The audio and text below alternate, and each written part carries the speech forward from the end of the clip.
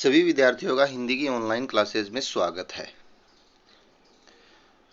आज हम कक्षा 10 के पहले अध्याय सूरदास के बारे में पढ़ेंगे। सूरदास का जन्म है और उनके कवि परिचय के बारे में जानेंगे, क्योंकि कक्षा 10 में इससे संबंधित यानी कवि परिचय से संबंधित एक प्रश्न आता है, जिसमें आपको जन्म मरण से संबंधित जो भी सन है वो याद रखनी होती है, उनकी कृतियां याद रखनी होती है, उनका साहित्यिक परिचय भी याद रखना होता है। तो चलिए फिर शुरू करते हैं। सूरदास का जन्म है वह 1540 विक्रम संवत को हुआ था और निधन विक्रम संवत 1620 को हुआ था। ये विक्रम संवत में है, ईस्वी सन में नहीं है, ये ध्यान रखें। कवि परिचय के बारे में हम जान लेते हैं। कृष्ण भक्त कवि सूरदास का जन्म संवत 1540 में हुआ था। इनका जन्म है वो आगरा और मथुरा के बीच एक स्थान है रुणुक्ता ग्राम में माना जाता है। कुछ विद्वान इनका जन्म है दिल्ली के निकट सिही ग्राम को इनकी जन्म स्थली मानते हैं। इनके पिता का नाम रामदास बताया जाता है। क्या बताया जाता है? रामदास। ये महत्वपूर्ण बातें हैं, वो थोड़ी थोड़ी आपको याद रखनी है, परीक्षा में कवि परिचय में लिखनी है। वार्ता साहित्य और भक्तमाल के आधार पर ये सारस्वत ब्राह्मण कहे गए, किंतु साहित्य लहरी में एक पद आता है जिससे ये पता चलता है कि ये पृथ्वीराज के अमात्य होता है मंत्री, तथा राजकवि चंद्रवरदाई के क्या थे? वंशज थे, ब्रह्मभट्ट मालूम होते हैं। तो ये जानकारी हमें कहां से मिलती है? वार्ता साहित्य में। ठीक, या साहित्य लहरी इनका ही है रचना। उसमें पृथ्वीराज चौहान के राजकवि हैं चंद्रवरदाई, उनके वंशज माने जाते हैं।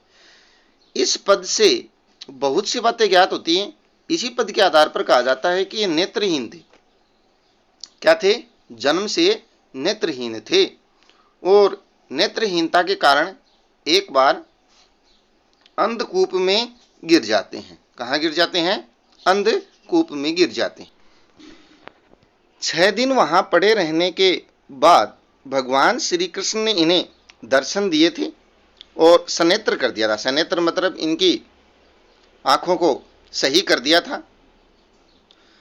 इस पर सूरदास ने कहा था कि प्रभु, जिन नेत्रों से आपके दर्शन हुए हैं, अब उनसे मैं सांसारिक पापों को नहीं देखना चाहता। उनके निवेदन से नेत्र सदा के लिए बंद हो गए, लेकिन उन्हें ज्ञान चक्षु प्राप्त हो गए। ऐसी कुछ कहानियां चलती हैं कि वो अंध कुएं में गिर गए थे और वहां 6 दिन पड़े रहे। श्री कृष्ण जी आए, उनकी आंखों को ठीक किया, उनको दिव्य दृष्टि दी, लेकिन उन्होंने कहा कि ये पाप से भरे हुए संसार को मैं नहीं देखना चाहता। तो श्री कृष्ण ने फिर से उनके आंखें हैं वो बंद कर दी, लेकिन उन्हें ज्ञान चक्षु प्रदान कर दिए। चक्षु यानी आंखें। सूरदास जन्म से अंधे थे, यह विवादास्पद है कि वो जन्म से ही अंधे थे। इस बात पर अनेक विद्वानों का अलग अलग मत है। इस संबंध में अधिकांश विद्वानों का मत है कि वे जीवन के अंतिम समय में अंधे हुए थे, क्योंकि इसका प्रमाण हमें इनके ही एक पद से प्राप्त होता है, मिलता है। क्या कहते हैं वो इस संबंध में? वो कहते हैं कि या माया झूठी की लालच दुहु द्रंग अंध भयो। वो कहते हैं कि ये माया है, ये जादू है, झूठ है, और लालच के कारण ये आंखें हैं वो क्या हो गई थी? अंध यानी अंधी हो गई थी। इस संसार में माया, झूठ, लालच के कारण ये आंखें क्या हो गई हैं? अंधी हो जाती हैं, अंधी हो गई हैं। आचार्य वल्लभ इनके गुरु थे, जिनको वल्लभाचार्य भी बोलते हैं। वल्लभाचार्य ये इनके गुरु थे। वल्लभाचार्य के 4 शिष्य थे और वल्लभाचार्य का पुत्र था विठलनाथ। ठीक है, विठलनाथ के भी 4 शिष्य थे। इन 4 और 4 शिष्यों को मिलाकर के हम 8 शिष्य जान लें, और इन 8 शिष्यों को अष्ट छाप के कवि कहा जाता है। अष्ट छाप के कवि कहा जाता है। और इन्हीं अष्टछाप के कवियों में सूरदास सबसे श्रेष्ठ थे, सबसे ऊपर थे, नंबर 1 थे। सूरदास, चतुर्भुजदास, नंददास, चित्तस्वामी, ऐसे करके कृष्णदास, परमानंद दास, ऐसे करके ये 8 शिष्य थे। किसके? वल्लभाचार्य के 4 और वल्लभाचार्य के पुत्र विठलनाथ के भी 4 शिष्य थे। ये 8 प्रकार के शिष्य थे। आचार्य वल्लभाचार्य ने अपने सिद्धांतों में सूरदास को दीक्षित किया। ऐसा कहते हैं कि एक बार वो एक मंदिर में सूरदास जी कृष्ण का पद गा रहे थे, वल्लभाचार्य वहां से गुजर रहे थे, उनको उतना मधुर लगा वो पद, उनका गायन, वो उनसे मिले और अपने साथ अपने मठ में ले गए और उनको पुष्टि मार्ग के ज्ञान में संपन्न किया। कौन से में? पुष्टि मार्ग। पुष्टि मार्ग में इनको दीक्षित किया। किन्होंने? वल्लभाचार्य ने। किसको? सूरदास जी को। इसलिए विठलनाथ, वल्लभाचार्य के पुत्र विठलनाथ ने इनको पुष्टि मार्ग का जहाज कहा है। पुष्टि मार्ग का जहाज। जब इनकी मृत्यु हुई सूरदास जी की, तब उन्होंने कहा पुष्टि मार्ग को जहाज जात है, जको कुछ लेनो हो सो ले लो। किसने कही ये बात? वल्लभाचार्य के पुत्र विठलनाथ ने। इसलिए सूरदास को पुष्टि मार्ग का जहाज भी कहा जाता है। ये भी इनका एक विशेषण है। उसी समय से दास्य भाव की भक्ति सख्य भाव में परिणित हो गई। कब? जब सूरदास को दीक्षित किया वल्लभाचार्य ने, तो सखा भाव की भक्ति में अपनी भक्ति आरंभ कर देते हैं सूरदास। इससे पूर्व वो किसकी? दास्य भाव अर्थात श्री कृष्ण का दास मान करके अपने आप को भक्ति कर रहे थे, लेकिन इनके ज्ञान से वो सखे बन करके उनकी भक्ति करते हैं। अपने गुरु वल्लभाचार्य की आज्ञा अनुसार उन्होंने ईश्वर की कथा को भाषा में वर्णन करने का कार्य प्रारंभ किया। मतलब अपने जो पद थे उनको लिखने का कार्य प्रारंभ किया। सूरदास की जो रचनाएं हैं वो 3 रचनाएं सबसे ज्यादा प्रसिद्ध हैं। सूरसागर, इसमें सबसे ऊपर आती है सूरसागर, फिर आती है साहित्य लहरी, फिर आती है सूरसरावली। ये 3 रचनाएं इनकी उपलब्ध हैं। सबसे महत्वपूर्ण सूरसागर है, क्योंकि अपने चैप्टर में जो लिया गया है वो सूरसागर का ही एक भाग लिया गया है, जिसकी चर्चा हम आगे करेंगे। सूरसागर इनका प्रामाणिक, अति उत्तम, श्रेष्ठ काव्य ग्रंथ है, जो इनकी कीर्ति को अक्षय, अक्षय का मतलब जो कभी क्षय न हो, जो कभी कमजोर न हो, जो कभी समाप्त न हो, अक्षय रखने के लिए पर्याप्त है। सूरदास ने ब्रज भाषा का प्रयोग किया है। तो ये आप जो व्याख्या करोगे उसमें भाषा संबंधित बिंदु लिखने के लिए काम आएगा। तो सूरदास की भाषा कौन सी है? ब्रज भाषा है। इन सभी रचनाओं की भाषा ब्रज है, मीठी भाषा है। इनके पूर्ववर्ती किसी भी कवि की भाषा में काव्य छटा न तो इतनी साहित्यिक है और न ही इतनी सुंदर है जितनी सूरदास जी की है। इनकी ब्रज भाषा की मिठास बहुत ही मीठी है। तो प्रिय विद्यार्थियों, ये हमने उनका जीवन परिचय जाना। अब आता है पाठ परिचय। पाठ परिचय में आपको 4 पद मिलेंगे। उन पदों में किस प्रसंग की चर्चा की गई है, ये हम छोटी सी एक बात के बारे में जान लेते हैं। देखिए, श्री कृष्ण है वो ब्रज में रहते थे। ब्रज में वो अपने रासलीलाएं करते थे, गैयां चराते थे, गोपियों के साथ रहते थे। लेकिन जब अक्रूर जी उनके साथ आते हैं और कंस वध के लिए उन्हें मथुरा ले जाते हैं, तब वो गोपियों को ये कह करके चले जाते हैं कि मैं कुछ समय के लिए मथुरा जा रहा हूं और समयावधि के बाद मैं क्या आ जाऊंगा? ब्रज वापस आ जाऊंगा। लेकिन वो किसी कारणवश ब्रज नहीं आ पाते हैं वापस, और सबको पता है वहां पर वो राजा बन जाते हैं। तो वे गोपियां श्री कृष्ण के आने के इंतजार में व्याकुल हो जाती हैं, दुखी हो जाती हैं, परेशान हो जाती हैं। तो श्री कृष्ण उन गोपियों को समझाने के लिए अपना एक मित्र दूत के रूप में भेजते हैं, जिनका नाम था उद्धव। उद्धव है उन गोपियों को यह समझाना चाहते थे कि आप श्री कृष्ण की भक्ति छोड़ दीजिए और ज्ञान योग की भक्ति अपनाइए, मतलब परम ब्रह्म, निर्गुण ब्रह्म की उपासना कीजिए। जबकि गोपियां श्री कृष्ण को अपना भगवान मानती थी। उद्धव को भी अपने ज्ञान पर अहंकार था और इस अहंकार को शांत करने के लिए ही श्री कृष्ण ने उनको भेजा था कि हे मित्र, आप में इतना ज्ञान है तो आप हमारा इतना सा काम कर दीजिए कि गोपियों को समझा दीजिए। तो वो उद्धव गए थे। उद्धव भी रंग में काले थे। तो वहां पर जब वो उन गोपियों को समझाने गए कि आप श्री कृष्ण की भक्ति छोड़िए और निर्गुण ब्रह्म की उपासना कीजिए, तब वहां पर एक भ्रमर आता है और उस भ्रमर को माध्यम बना करके गोपियां हैं वो उद्धव को क्या देती हैं, उलाहने देती हैं और अपनी व्यंग्य वचनों का माध्यम बनाती हैं। और क्या क्या वो उद्धव से कहती हैं, क्या क्या वो बात करती हैं, इनकी भी वहां पर चर्चा होती है। गोपियां हैं वो इतनी परेशान हो जाती हैं कि वो कहती हैं कि हे उद्धव, हम तो श्री कृष्ण के रूप सौंदर्य की प्यासी हैं, निर्गुण ब्रह्म हम नहीं जानती हैं। गोपियां अपने आप से कहती हैं कि हमने इतने संदेशे भेजे हैं श्री कृष्ण को कि श्री कृष्ण हमारे जवाब भी नहीं दे पा रहे हैं। तो ऐसे ऐसी बातें करती हैं और यहां पर भी श्री कृष्ण के प्रति गोपियों के प्रेम को दर्शाया गया है। वो दुखी हैं, व्याकुल हैं उनके वियोग में, और क्या क्या वो वार्तालाप करती हैं, क्या क्या वो बातें करती हैं, वो इन पदों में हम देखेंगे।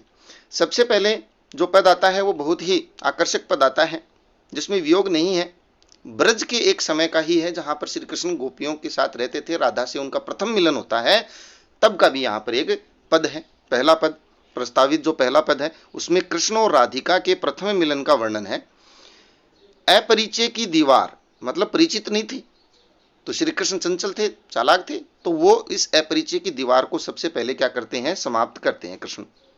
राधिका बहुत चतुराई से कृष्ण की खूबियों एवं खामियों को व्याज स्तुति के अंदर कह जाती हैं।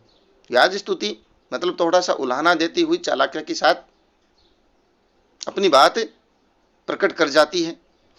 अंततः कृष्ण है वो राधिका को संग खेलने के लिए आमंत्रित करते हैं,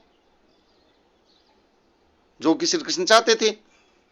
शेष 3 पदों में मैंने जो अभी कहानी सुनाई कि उद्धव और गोपियों के संवाद लिए गए और इन उद्धव और गोपियों के संवाद को भ्रमर गीत कहा जाता है।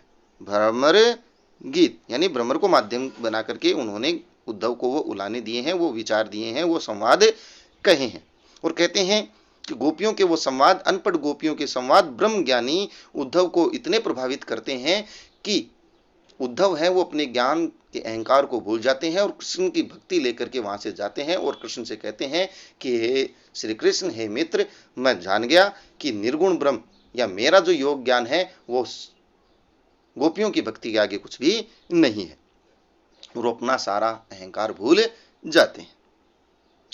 वो आपको मिलेगा किसमें, भ्रमर गीत में, जो हमने अभी चर्चा करी। इसे भ्रमर गीत के रूप में जाना जाता है, जो हमने अभी बताया। भ्रमर गीत हिंदी साहित्य की अनुपम रचना है, बहुत ही अच्छी रचना है। उद्धव निर्गुण ब्रह्म के प्रवक्ता थे, ये हमने अभी बताया, और उस प्रवक्ता के रूप में गोकुल में जाते हैं। किंतु कृष्ण के सम्मोहन में डूबी गोपियों के विचार सुनकर उद्धव जी निरुत्तर हो जाते हैं, उनके मुख से कोई उत्तर नहीं निकलता है। जब वो प्रश्न करती हैं, व्यंग्य करती हैं गोपियां, तो वो निरुत्तर हो जाते हैं। गोपिकाओं के द्वारा दिया गया उपालम होता है उलाहना, शिकायत, विदग्धता, उनका दुख, उनका संवेदना और उनकी करुणा से वो क्या कर जाते हैं, भर जाते हैं, प्रभावित हो जाते हैं। गोपियों के व्यंग्य जो हैं वो बाणों के समान या व्यंग्य बाणों से उद्धव का हृदय क्या हो जाता है, छलनी हो जाता है, दुखी हो जाता है। वे स्वयं कृष्णमय हो जाते हैं और आस्था के समक्ष उद्धव के सिद्धांत जो थे निर्गुण ब्रह्म के, वो फीके पड़ जाते हैं, समाप्त हो जाते हैं। प्रस्तावित समस्त पद हैं वो गे हैं, मतलब गाने योग्य हैं। गे मतलब गाने योग्य, गाने योग्य है। ये भी हम लिख सकते हैं व्याख्या करते समय एक विशेष के बिंदु में कि सारे पदों को हम गा सकते हैं, गाया जा सकता है, क्योंकि अंत में आपको तुक मिलेंगी, जैसे गोरी, खोरी, पोरी, चोरी, जोरी, भोरी आदि, तो इनको गाया जा सकता है। बहुत ही आकर्षक पद है। पहला पद आरंभ करते हैं, देखते हैं। लंबा वीडियो न बने इसलिए 2 भागों में इस चैप्टर को हम पढ़ेंगे। पहला पद आरंभ करते हैं, कुछ न समझ में आए तो आप पूछ सकते हैं कमेंट बॉक्स में। बूझत श्याम कौन तू गोरी, कहाँ रहती काकी है बेटी, देख नहीं कबहू ब्रज खोरी, काहे को हम ब्रजतन आवती, खेलत रहती अपनी पोरी, सुनत रहती सनवननी नंद ढोटा, करत फिरत माखन दधि चोरी, तुम्हारो कहा चोरी हम ले, खेलन चलो संग मिली जोरी, सूरदास प्रभु रसिक शिरोमणि, बातनी भुरई राधिका भोरी। बहुत ही आकर्षक पद है ब्रज भाषा का। बूझत श्याम कौन तू गोरी। श्री कृष्ण पूछते हैं, बूझत यानी पूछते हैं, श्याम यानी श्री कृष्ण, कौन तू गोरी, हे गोरी तुम कौन हो, नाम क्या है, पहला परिचय बताओ कि तुम कौन हो। कहाँ रहती, तुम रहती कहाँ हो, राधिका से पूछते हैं। काकी है बेटी, तुम किसकी बेटी हो, काकी यानी किसकी। देखी नहीं कब हूं ब्रज खोरी, तुम्हें कभी ब्रज खोरी, खोरी यानी ब्रज की गलियों में, खोरी यानी गलियां, ब्रज की गलियों में कभी देखा नहीं, कभू नहीं देखा। ये प्रश्न जब गोपियों से राधा से किया श्री कृष्ण ने कि तुम कौन हो, कहाँ रहती हो, किसकी बेटी हो, कभी इन गलियों में मैंने देखा नहीं। तो राधा कहती है, काहे को हम ब्रज तन आवती, कि हे कृष्ण काहे किस लिए हम ब्रज तन, ब्रज के इस क्षेत्र में, तन यानी इस क्षेत्र में, आवती आती, हम ब्रज के इस क्षेत्र में कभी आए नहीं, क्यों आए हम। खेलत रहती, खेलती रहती है हम तो, मैं तो खेलती रहती हूं अपनी पोरी, अपने ही आंगन में, पोरी यानी एक प्रकार से आंगन, अपने ही आंगन में हम खेलती रहती हैं, ब्रज के इस क्षेत्र में हम आए नहीं कभी। सुनत रहती, लेकिन हमने सुना है, सुनत रहती मैंने सुना है, सुनत रहती का मतलब है मैंने सुना है, श्रवणनी, श्रवणनी यानी अपने कानों से, मैंने अपने कानों से सुना है कि नंद ढोटा, ढोटा होता है बेटा, एक नंद का बेटा है, मैंने अपने कानों से सुना है कि एक नंद का बेटा है, करत फिरत, वो करता फिरता है, माखन दधी चोरी, माखन यानी मक्खन, दधी यानी दही, दही और माखन की क्या करता फिरता है, चोरी करता फिरता है, ये मैंने अपने कानों से सुना है। अर्थात हम अपने आंगन में खेलती रहती हैं, लेकिन वहां हमने सुना है कि वहां एक नंद का बेटा है जो दही माखन चुराता रहता है, एक चोर रहता है। बड़ी चालाकी से जवाब दिया राधा ने। अब श्री कृष्ण भी उसका जवाब देते हुए कहते हैं कि तुम्हारो कहा चोरी हम ले हैं, कि हे राधा तुम्हारा कहा मतलब क्या चोरी हम ले, तुम्हारा हम क्या चुरा लेंगे, हम तुम्हारा क्या चुरा सकते हैं। खेलन चलो संग, साथ में मिली, मिल करके, जोड़ी, जोड़ी बना करके, हम दोनों जोड़ी मिला करके, जोड़ी बना करके एक साथ खेलने चलते हैं, तो तुम मेरे साथ खेलने चलो। सूरदास जी कहते हैं कि प्रभु श्री कृष्ण रसिक शिरोमणि, रसियों के आनंद लेने के शिरोमणि है, सर्वश्रेष्ठ प्रभु हैं जो आनंद लेते हैं खेल कूद में। बातनी, बातों में बुराई भुला लिया, बातों में, अपनी मीठी बातों में बुराई मतलब भुला लिया, भुला लिया हम अपनी मारवाड़ी भाषा में कहते हैं ना भुलाने ना। राधिका भोरी, भोली राधिका को, भोरी यानी भोली राधिका को अपनी बातों में क्या कर लिया, भुला लिया, तैयार कर लिया खेलने के लिए। ये श्री कृष्ण का प्रथम मिलन था राधा के साथ, और किस प्रकार से मीठी बातों के द्वारा वह राधा को अपने साथ जोड़ी मिलाकर खेलने के लिए चले जाते हैं और भोली राधा को मीठी बातों से भुला लेते हैं और खेलने के लिए तैयार कर लेते हैं। तो इस प्रकार से हमने पहला पद पढ़ा। अगले पार्ट में हम इस चैप्टर को कंप्लीट करेंगे, बाकी के बचे 3 पद पढ़ेंगे। कोई समझ में नहीं आए तो कमेंट बॉक्स में कमेंट करें, प्रश्न पूछें। आशा है ये वीडियो आपको देख करके अच्छा लगा होगा, सारी बातें समझ में आई होंगी। आज की वीडियो में बस इतना ही। ध्यानपूर्वक देखने के लिए बहुत बहुत धन्यवाद।